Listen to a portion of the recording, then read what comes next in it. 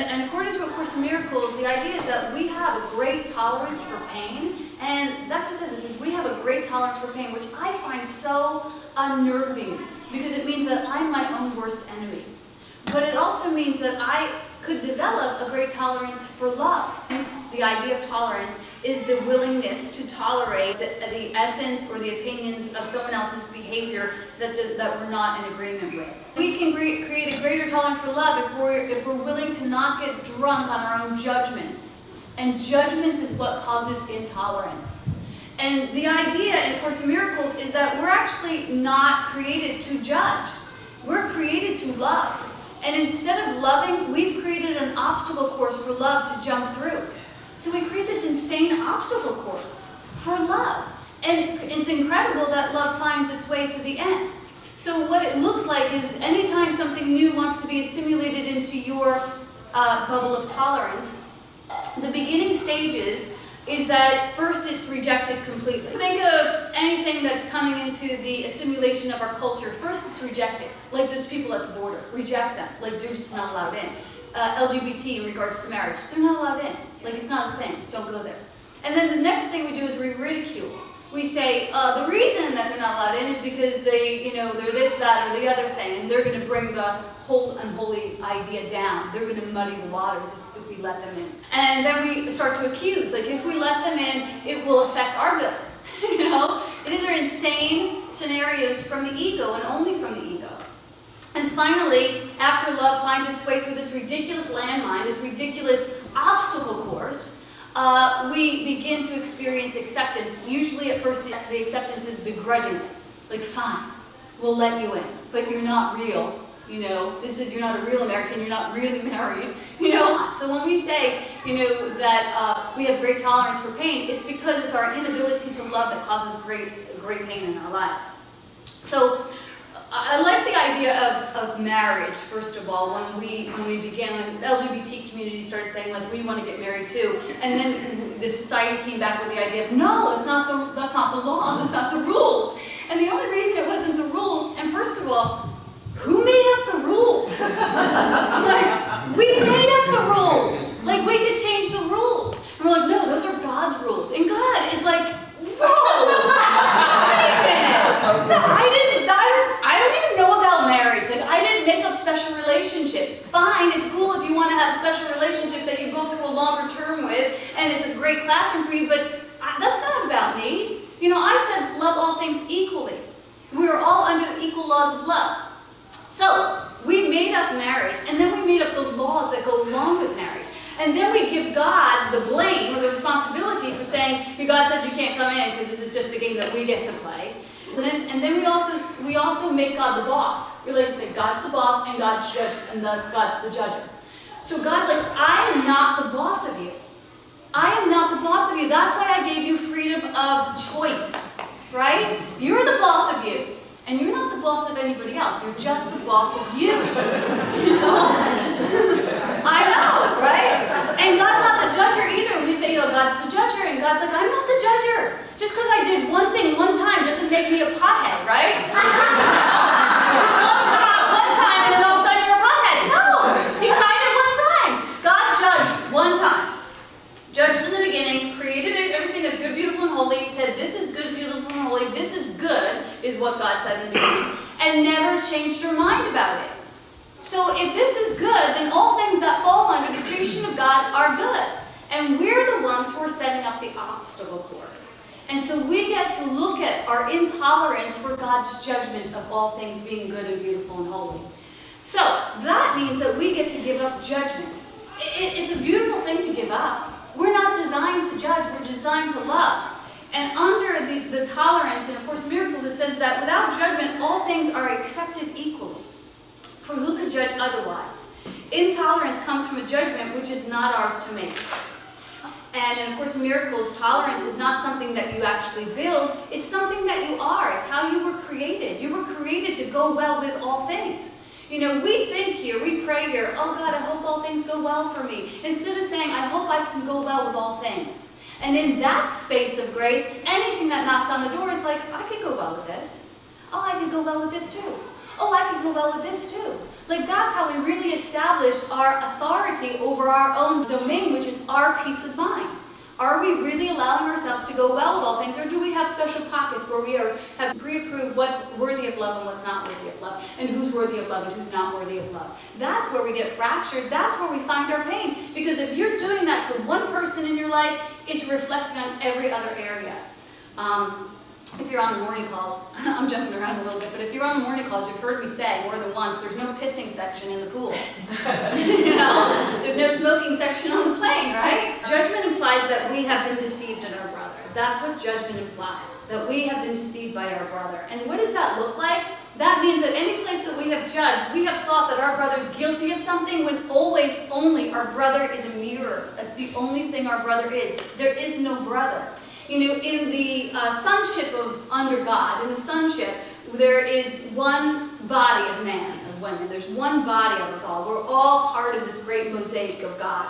And so in this great mosaic, there are places that we need the songstress. There are places that we need the engineer. There are places that we need, you know, the brother who's finding his footing. Like all of that makes up the most beautiful picture, the most beautiful and a diverse tapestry. Like that's a beautiful thing. That means that there's also the a-hole. Like there's that guy, who's the guy that we don't want in the picture. But there's actually a purpose for that person. And we don't get to know it when we're engaging with them all the time, but we have to remember, no, this is for me. You know, this is always for me. If it's before me, it's a reflection of me, and therefore it's for me. So I get to actually navigate it with curiosity and compassion, as opposed to conviction, as opposed to condemnation, as opposed to conflict. So how do we get to accept things as equal? How do we start to move into a fuller acceptance of all things as good and beautiful and holy? Mr. Rogers gave us a really great 3-part plan. Mr. Rogers, I mean, he just had that way of really embracing diversity at times when diversity was not being embraced. He was such a way shower in our community, and he worked with little kids. It's so beautiful when you look at his ministry. But he had this 3-step plan to ultimate success. And the first step was be kind. And the second step was be kind. And the third step was be kind. That was it. That was his 3-step plan. It was like radical kindness. So the question is, like, are my actions, are my words, are my deeds, are they kind towards myself and towards another? Am I actually experiencing kindness? You know, if you just use that one little filter, you know when you're being kind. And you know when you're being harmful, and you know when you're being helpful. Nobody else has to keep your scorecard. You're the boss of you. You get to decide, is this kindness? If it is kindness, you're going to find wellness with all things. And this is another important thing that we forget, is that judgment destroys creativity. Because creativity lives in collaboration. And so if we want to be creative, we have to let go of the judgment and move into curiosity and move into a wonderment with our brother. Like, how is it that you do that? Or how is it that you experience that? If I'm still regurgitating the same old, I'm not creating. If you find yourself in pockets of people who are exactly like you and think exactly like you, there's no way you're going to have a real diverse creativity stream from you. Like you need those people who are going to sort of push the envelope so that you can experience a greater awareness of possibilities, and this actually helps your creativity. So if somebody should come to you who doesn't think like you want to say, thank you. You're going to open my mind. And opening my mind is going to bring in greater good for me. I don't have to fear you. I don't have to try and keep you outside the story. I want to know more. America at its core was all about this. It was about, like, let's bring everyone together. A conflict stems from intolerance. We're not about intolerance. We're about tolerance. Conflict stems from fear, from judgment, from unwillingness to see things anew. Conflict stems from an unwillingness to have compassion and collaboration. And we need to develop collaboration because the truth is we're in constant collaboration all the time. We collaborate with the weather. We collaborate with people showing up or not showing up. You know what I mean? We collaborate with the laws, with the bylaws, with the in-laws, with the outlaws. Like we are in collaboration, man. It's what's happening. So if we don't master the art of collaboration, we're going to find ourselves in a great deal of defense and complaining and worrying and controlling, and it's going to make our pool stagnant. It would be wise of us to develop this tolerance for collaboration, because when we choose the crucifixion, we end up stifling ourselves, and we find ourselves building a box around ourselves and living very small lives. So Course in Miracles gives us some tools. It says, first of all, it says, I've given you 1,000 reasons to gladden yourself. Like, imagine that. I've given you 1,000 reasons to gladden yourself, and somehow you refuse them all. And I don't like that thought either. I'm like, damn, am I really blocking myself from my good? Yeah, I am. I had this story the other day where, and this is what it looks like. I got on Facebook, and I saw one of my, what I call my wingmen, people who fly with you, who do the same thing that you do, and she's my wingman, and she's celebrating like she's at this virtual conference. So I'm like, damn, like she's at how come I'm not at that virtual conference? I'm not celebrating her. I'm literally thinking, what about me? That's where things start to get stagnant. The true response to that is, good on ya. Your win is my win. We're flying together. The optimal goal is for our success, not just for my success. But I have some miles behind me, so I did get to the point where I was like, good on ya, And then she wrote back, oh, Maureen, I'm so excited about this. And I thought to myself, well, good, you should be excited about this. I would like to be excited about it too. So I looked online, at the very same time, I looked online and I thought, who's running this conference and they don't know about me? I gotta represent the Midwest. And I thought, am I just being egotistical? And I remember Mary that morning told me, Maureen, we gotta put the Midwest on the map. We gotta let people know that we're here, that we teach A Course in Miracles. So I came fired up with that conviction from her. And I listened and I thought, no, I really do want to be a part of the conversation of making this known, right? So I look online, I see this guy, and I found myself sending him an email. I said, I don't usually promote myself, but you really should know about Speakeasy and what we're doing in the Midwest. At the very same time, he's on Facebook responding to my friend saying, oh, I really wanted Maureen to be a part of this, and I didn't have her connection. I know, but that would have never happened if I didn't say good on you. Like, none of that would have happened. But it came from my willingness, and it was a small willingness, tainted with a little envy. But it was good enough. God took the mustard seed and opened the door. By the end of the phone call, I made him laugh once or twice. He said, I don't really have to check with anybody here in.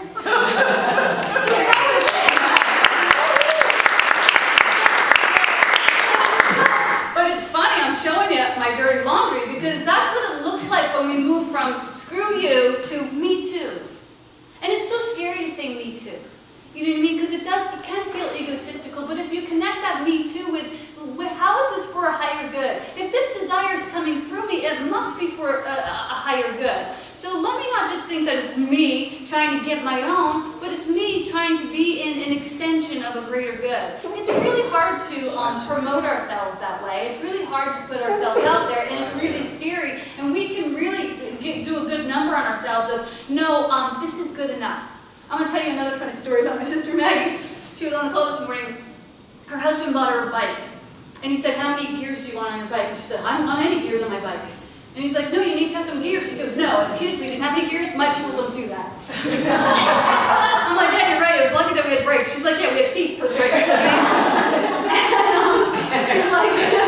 She's like, so he goes ahead and gets me this bike with gears. And then he starts showing me how to use the gears. And she's like, oh my God, this is awesome, right? She's like, now I want a bike with 20 gears. But the first thought was, no, I don't need that. I just want what I know.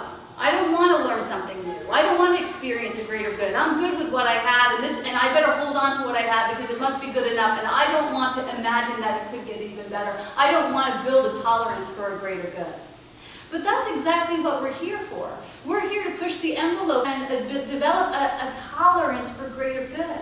And that requires that we build tolerance for everything. That we stop the judging, that we stop the crucifixion, that we move into curiosity with each other. As awesome as Kathy's career is, like, the sky's the limits. As awesome as all of your careers are, the sky's the limits. Like, there's no outputting God. There's always greater good. So that's the truth for all of us today. No matter where your nose is pointed or no matter what you decide to do, you can always develop, and at first it's going to come like fear. At first it's going to come like, who do you think you are? You're not organically invited to the story, and you just got to knock on the door and say, no, I'm sure I'm supposed to be. Sure, I must have left my name off the list. I'll tell you one other story that was kind of funny. Will and I got invited to a goddess party, and it was like a celebration of the goddess, And it was these women that were, they were lesbians, and we were in a sober community together. And so I said to Will, we got invited to this dinner party. So we go to the dinner party, and we're sitting around this huge table with all these people. We walk in, there's like name tags, and she sees us coming. She's like, oh, here's your name tag. And she's like, Will, oh, I forgot to make you a name tag. And she makes this makeshift name tag. We sit down at the table, Will orders a drink, and we were enjoying the dinner, and Will says, Maureen, do you see something different here? And I'm like, what? And he's like, look around. And I'm looking around, I'm like, what? He's like, I'm the only guy here? And I'm here, we're drinking. This is a lesbian sober party. It was a sober lesbian party. I didn't know. But you know what? Like, he went into the party, and he acted like he was invited. And they made a concession for him. He made a very good sober lesbian that night.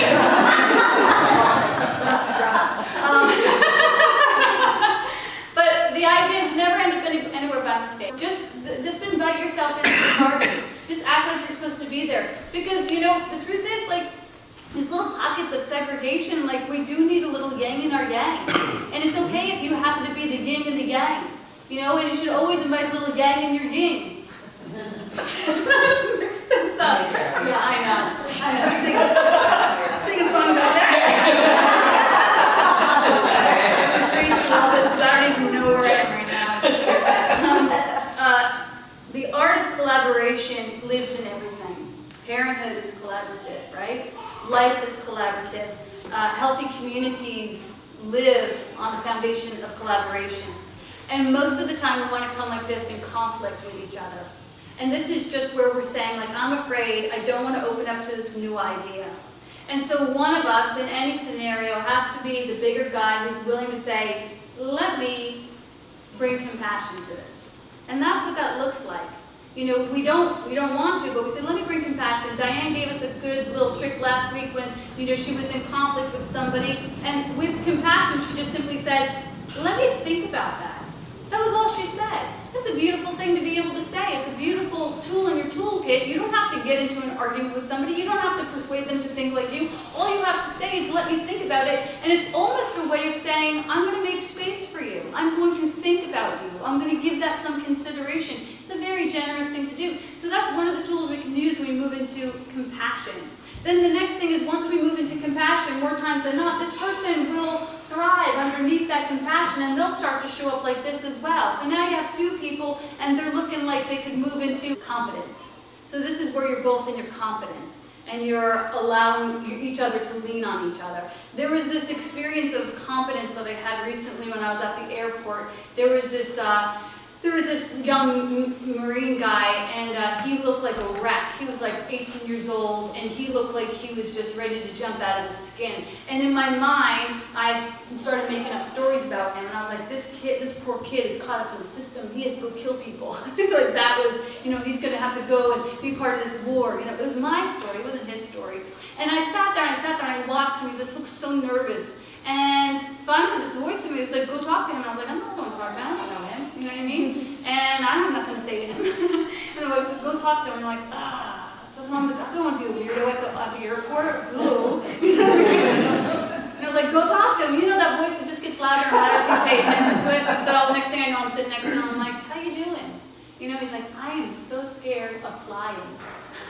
That's what he was afraid of. But I had confidence when it came to flying. So I got to let him lean into my confidence, you know? And the thought that I had was just speak to him about where he's flying to and what it's for. And he told me he was flying to see his family and he was surprising them. And so I got to kind of retrain his mind into a happier thought. You know, that was what I have confidence at, is to be able to reframe something for somebody.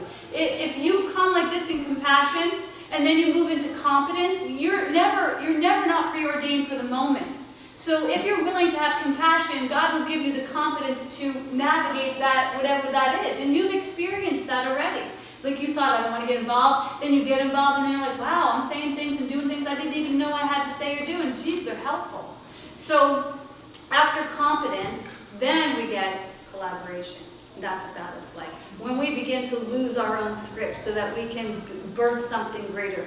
So surprisingly, this is based on the idea of in sex, two people come together, and they don't hear that in church so often, and they create a greater good. And it doesn't just, sex is a symbolic story of that. So, but we can look at sex, and we can say, yeah, when two people joyfully come together, they literally can create a whole new life. You can do that in any area. When you're collaborating on a book, when you're collaborating on a building, when you're collaborating on a business, if those two people are in joy and extending for the higher good, it can birth forth something that's good and beautiful and holy as well. But most of the time we forget that recipe because sex as a symbol has been taken and really polluted. And so we forget that we have the ability to create that way, to create in love. That's what it looks like to create in love. Is when you come joyfully, ready to, get down to business? I don't know. There is an end to the story. Let's see where it is. So, conflict, compassion, competence, collaboration. And if we do this, we will experience a tolerance for a greater good.